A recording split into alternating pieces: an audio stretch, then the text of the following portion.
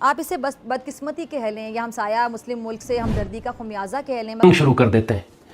पाकिस्तान ने कल रात से अफगान तालिबान की बदमाशी, बदतमीजी, बेहुदगी और पाकिस्तान पर हमलों के नतीजे में सब में जितना भी असला इस्तेमाल हुआ ये वही है जो अमेरिका अफगानिस्तान में छोड़ कर गया था। टीपी को भूल जाएंगे, टीटीए याद आ जाएगी आपको, क्योंकि टीटीए ने जिस किस्म की जदोजहद की अगेंस्ट इंपीरियल पावर्स, उसको वो तो अब मिसाल नहीं है उसकी, अफगान जिहाद। एब्सोल्युटली। तो वो बेसिकली ये कह रहे हैं कि हमें पुश ना करें आप। अच्छा, बिकॉज देखिए उनके ऊपर भी तो क्या है, हमारी पॉलिसियां है। अभी इंडिया की अगर आपने बात की उसके साथ तो शायद हमने एक और बात आपको मैं ऐड कर दूं, बड़ा हम फखर से कहते हैं जी हमने रशिया को ना 6 टुकड़ों में कर दिया। क्या जरूरत थी रशिया को 6 टुकड़ों में करने की? ठीक है, फायदा क्या हुआ आपको? हमें क्या? छोटी बड़ी वारदातों के ताने बाने हमेशा अफगान सरजमीन पर ही जाकर मिलते हैं। अभी ताज़ा तीन जो वाकया है ये क्या जी, ये वज़ीरिस्तान का है। सिक्योरिटी ज़राए के मुताबिक हाल ही में शुमाली वज़ीरिस्तान के इलाके गुलाम खान में 7 दहशतगर्द मारे गए और हलाक दहशतगर्दों में एक अफगान बाशिंदा निकला जिसकी शनाख्त मलिकुद्दीन मिसबा के नाम से हुई है। और इसीलिए पाकिस्तानी हुकूमत बार बार अफगान हुकूमत से इसरार करती है कि वो अबॉलिश हो गई थी और उसके बाद अवाम लोगों ने सारा कुछ पॉलिटिकल क्लास को दे दिया, लेकिन कुछ डिलीवर ना करने की बेस पे जब ये सोशल मीडिया पे क्रैकडाउन हुआ तो लोगों ने फिर अपने पुराने बदले जो हैं यूथ ने वो भी लेना शुरू कर दिया। और फिर आपको पता है बांग्लादेश की सिचुएशन से भी यूथ को एक था एक उसके ऊपर असर रसूख था। और ख़ास तौर पे इसमें बहुत सारे एंगल्स हैं जो सामने आ रहे हैं। एक एंगल ये है जो इंडियन मीडिया देने की कोशिश कर रहा है जी कि इसमें अमेरिका का किरदार है, जिस तरह वो समझते हैं कि बांग्लादेश के अंदर है। फॉर एग्जांपल वहाँ पे एक शख्स है, एक रैपर है, म्यूजिक रैपर जो जिनका नाम बालन शाह है, वो कुछ अर्सा पहले जी अमेरिकन डिप्लोमेट से मिला है, तो ये जो चीज़ है वो हुई है। और दूसरी बात ये है कि जो शर्मा ओली साहब जो हैं वो इंडिया को क्रिटिसाइज कर रहे थे। वो जब से प्राइम मिनिस्टर बने वो कभी इंडिया अभी तक नहीं, और ये इंडिया के लिए एक बड़ा सेटबैक था घुमन साहब के मालदीव्स के प्रेसिडेंट पावर में आए तो वो पहले इंडिया नहीं गए, चाइना गए। इसी तरह ये श्रीलंका भी इंडिया से दूर हुआ, ये जो प्रेसिडेंट आए वो दूर हो गए। उसके बाद ये चीमा साहब आपकी बात बिल्कुल सही है, लेकिन देखें ऑन ग्राउंड जिस तरह हम बलूचिस्तान की बात करते हैं, जिस अंदाज से सीना वाजिद की गवर्नमेंट ने ओवर द ईयर्स जब अफगानिस्तान पर मुश्किल वक्त आया हमने मदद में कोई कसर नहीं छोड़ी। और ये कोई हवाई तीर नहीं है, तारीख इस बात की गवाह है कि लाखों अफगान मुहाजिरीन की 40 साल से ज्यादा अरसे तक मेजबानी किसी और ने नहीं की, हमने की है, पाकिस्तान ने की है। रहने को अपनी जमीन दी, खाने पीने का इंतजाम किया, लेकिन पाकिस्तान को इन वफाओं का सिला हमेशा बेवफाई और जफा की सूरत में मिला। हमेशा अफगान सरजमीन पाकिस्तान के खिलाफ ही इस्तेमाल हुई। कलअदम टीटीपीओ या फिर बीएलए जैसी दहशतगर्द तंजीमें, पाकिस्तान में दहशतगर्दी करने वालों को पनाह हमेशा अफगानिस्तान में मिली। सानिया एपीएस हो या कोई और बड़ा एक फैसला कुन कार्रवाई का आगाज किया है। अफगान तालिबान की तमाम पोस्ट जो बॉर्डर्स के पास है उनको तबाह कर दिया गया है। पाकिस्तान एयरफोर्स और आर्टिलरी इस्तेमाल हुई है, आर्मर टैंक इस्तेमाल हुआ है, और हमारी फौजों ने अफगानिस्तान के अंदर दाखिल होकर उनकी कई बड़ी बड़ी पोस्टों पर कब्जा भी कर लिया है, उनको तबाह भी कर दिया है, और बहुत भारी तादाद में अफगान सिपाहियों को कत्ल भी किया गया है।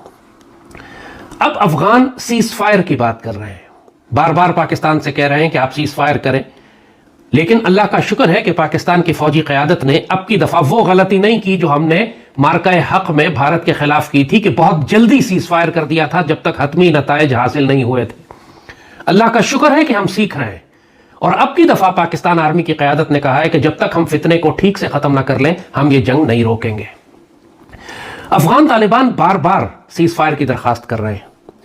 पाकिस्तान को लाजमन यह करना है अब की दफा कि जबानी सीज फायर पर फायरबंदी ना कर दे। आप सिर्फ ये ना रोके कि ठीक है जी हमने फैसला किया, हमने जंग रोक दी। अफगानों से एक रिटन मुआहदा करें अब की दफा, उनको लाएं, टेबल पे बिठाएं और उनसे कहें कि ये 3 पॉइंट्स हैं, इन पॉइंट्स पर तुम दस्तखत करोगे तो हम फायरबंदी करेंगे, वरना हम तुम्हें ठोकते रहेंगे। हम तंग आ गए, 20 साल से तुम हमारे बच्चों का खून बहा रहे हो, आर्मी पब्लिक स्कूल के बच्चे। प्रेशर आ जाता है ना। मगर इंडिया इस वक्त पूरा जिसे कहते हैं ना इन्वॉल्व हो चुका है अफगानिस्तान में विद तालिबान गवर्नमेंट, और इंडिया इस वक्त उनको हर किस्म की इमदाद देने के लिए तैयार है।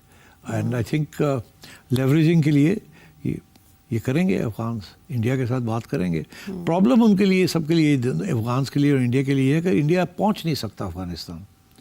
इंडिया के सिर्फ दो ही रास्ते से, या तो वो यहाँ से जाएं पाकिस्तान से, लाहौर से उनके जाएं, एक्सेस मिले टू अफगानिस्तान, या ये है कि चाबहार से मिले। चाबहार ईरान के अंदर ब्लॉक हो गया है, यहाँ पॉसिबल नहीं है, और इधर से और कोई रास्ता नहीं है। तो इंडिया की जो इस वक्त इंटरवेंशन है वो एक साइकोलॉजिकल, मॉरल हो सकती है, फाइनेंशियल भी हो सकती है, मगर in terms of any physical support वो बड़ा मुश्किल है। अच्छा, तो इनकी तो आपस में बातचीत ट्रेड से रेलेवेंट बताई जा रही है, तो इसका मतलब है ये हवा में तीर चला रहे हैं। ट्रेड कैसे होगी अगर यही रूट्स अवेलेबल नहीं है? नहीं हो सकती। ठीक, तो ऐसे में तो उनका दौरा फिर इसी जमीन में लगता है जिस तरफ आपने इशारा किया।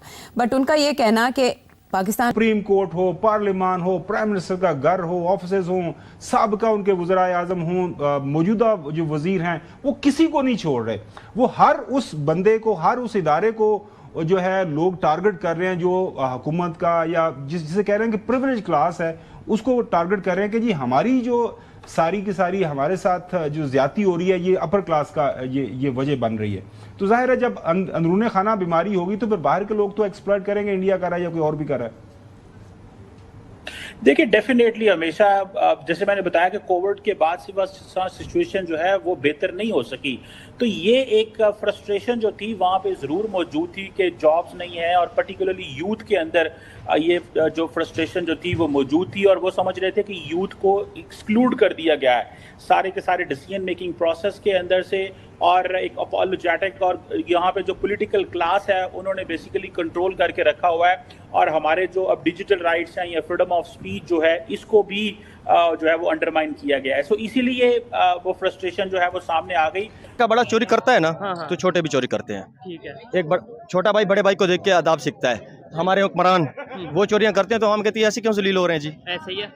जब बड़ा भाई जिस रोल पे या आपका वाला जिस बिजनेस पे जा रहा है ना, जिस काम पे जा रहा है, छोटे उसी को देख के करते हैं। लीडर जो कुछ करेगा पब्लिक भी वही करेगी। एक लास्ट में आपसे बस क्वेश्चन पूछूंगा, पहले आपसे बात, मुझे ये बताएं कि जो इन्होंने बात की है, क्या आप इसे एग्री करते हैं? अगर हम बात करें इंडिया की, अगर हम बात करें बांग्लादेश की, इवन अगर हम बात करें अफगानिस्तान की, क्या वजह है कि वो अपनी डोमेन में आ चुके हैं, उनकी पॉलिसीज विजन क्लियर हो चुके हैं? हम 75 साल से आज तक विजन। बेसिकली सबसे पहले बात यह है कि वो उनके लीडर अपनी कौम के साथ सिंसेयर है। ठीक है। हमारे लीडर ही हमारी कौम के साथ। इनको हम मुज़ाकरात के लिए अपने दरवाजे खुले रखे हुए हैं, लेकिन इनको अपनी प्रॉब्लम्स खुद हल करनी चाहिए। इसका क्या मतलब? पाकिस्तान कैसे हल करे? देखिए, वो तो यही कहते हैं कि आप खुद बात करें टीटीपी के साथ, अच्छा, हमें ना इन्वॉल्व करें, हम आपकी बात करवा देते हैं।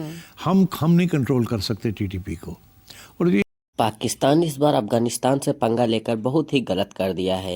यह पाकिस्तान सोच रहा था कि जिस तरह भारत सीज फायर कर दिया है इसी तरह अफगानिस्तान भी सीज फायर कर देगा, मगर अब अफगानिस्तान ने एक बार और पाकिस्तान को धूल चटा दिया, और एक दफ़ा और अफगानिस्तान ने पाकिस्तान को एकदम से मिट्टी में मिलाने की कगार पर ला दिया है।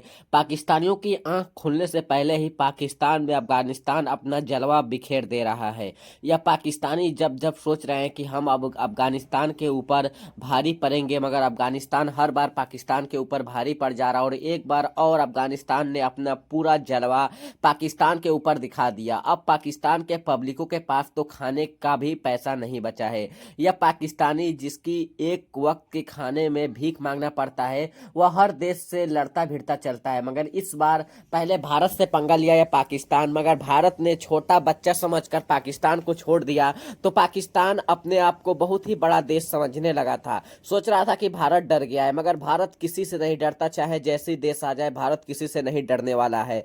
और भारत के साथ साथ अब पाकिस्तान अफगानिस्तान से भिड़ गया, मगर अफगानिस्तान ने इन्हें ऐसी दशा पर ला गया कि अब पाकिस्तानियों की एक वक्त की खाना खाने में भी लाले पड़ जा रहे हैं, जिस पर पाकिस्तान की फिजा खान एकदम से रो रही हैं, बोल रही हैं कि ये सब मोदी जी का चाल है। यह पाकिस्तानी जब जब मार खाते हैं तब बोलते हैं कि मोदी जी के चाल है। इन पाकिस्तानियों से जब किसी से बराबरी नहीं होता है तो ये पाकिस्तानी बुराई करने लगते हैं, और इस बार अब पाकिस्तान को एकदम से नामो निशान गायब हो जाएगा। अब पाकिस्तान देश कोई भी मैप में नहीं बचेगा। अब इसकी पूरी अब नस्लें खत्म होने वाली है, क्योंकि यह पाकिस्तानी बहुत ही ज़्यादा उछल कूद मचा रहा है। अब भारत अफगानिस्तान के साथ साथ हमारा भारत देश भी अब अफगानिस्तान को सपोर्ट करने खड़ा हो गया है। अब यह पाकिस्तान की कोई भी नस्लें नहीं बचेंगी। अब यह पाकिस्तान जाकर अब भारत के सामने आकर, अफगानिस्तान के सामने आकर पाकिस्तान अपनी सर गिरा रहा है, मगर तब भी हमारे भारतीय और हमारे अफगानिस्तान के जो देश के नागरिक हैं उन्होंने अब की इस बार कह दिया है कि अब पाकिस्तान को कोई भी माफ़ी नहीं दिया जाएगा। और इस बार अब पाकिस्तान को माफ़ नहीं किया जाएगा, इस बार पाकिस्तान को नक्शे से गायब किया जाएगा। हमारी देशों से यह उलझन